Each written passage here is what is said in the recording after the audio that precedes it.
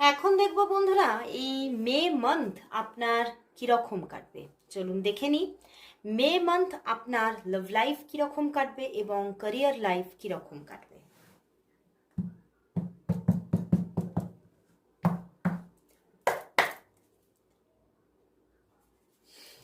এই মে মান্থ আপনার কিরকম কাটবে, মে মান্থ আপনার কিরকম কাটতে চলেছে ক্যারিয়ার অ্যান্ড লাভ লাইফ।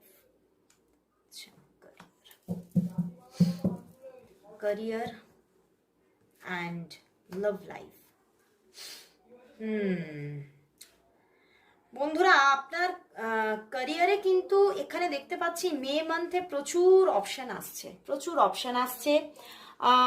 আপনি যদি জব খুঁজছেন তো প্রচুর জবের অফার আসবে এবং অপরচুনিটিস আসবে, আপনি দেখতে পাবেন।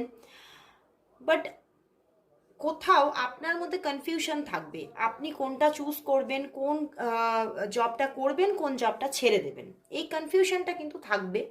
এবং সেখান থেকে দেখা যাচ্ছে যে আপনি চুজ করছেন কোনো একটি জব তো চুজ করছেনই, বাট প্রচুর প্রচুর চিন্তা ভাবনার পরে বাট প্রচুর জব আপনি ছেড়েও দেবেন। বা হতে পারে আপনি হয়তো যে জবটা করছিলেন, পিছনে যে জবটা করছিলেন সেটা ছেড়ে দিয়ে কোনো নতুন জব আবারও স্টার্ট করার একটা এনার্জি আছে। তো একটা অ্যাচিভমেন্ট কিন্তু এখানে দেখা যাচ্ছে ওভারঅল মে মান্থের মধ্যে।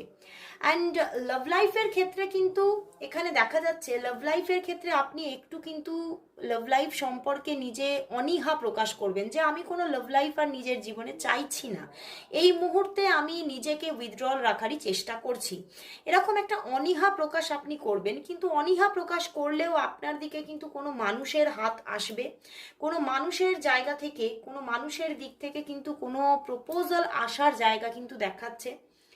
এবং যদি আপনার কোনো লাভ লাইফ থেকে থাকে, সেখানে যদি নো কন্ট্যাক্ট সিচুয়েশন থাকে, তাহলে কিন্তু আবারও দেখবেন একটা যোগাযোগ কিন্তু আসতে চলেছে এই মান্থে। তো ওভারঅল লাভ লাইফ কিন্তু নিজে অনীহা প্রকাশ করলেও একটা লাভ লাইফ আপনার জীবনে আসছেই আসছে, সেটা দেখা যাচ্ছে। বাট ক্যারিয়ারের ক্ষেত্রে কিন্তু প্রচুর অপরচুনিটিস আসা সত্ত্বেও আপনি কিন্তু মানে সেইটা থেকে বুঝে খুঁজে নিতে একটু সময় নেবেন যে কোনটি আপনি করবেন, কোনগুলি ছেড়ে দেবেন।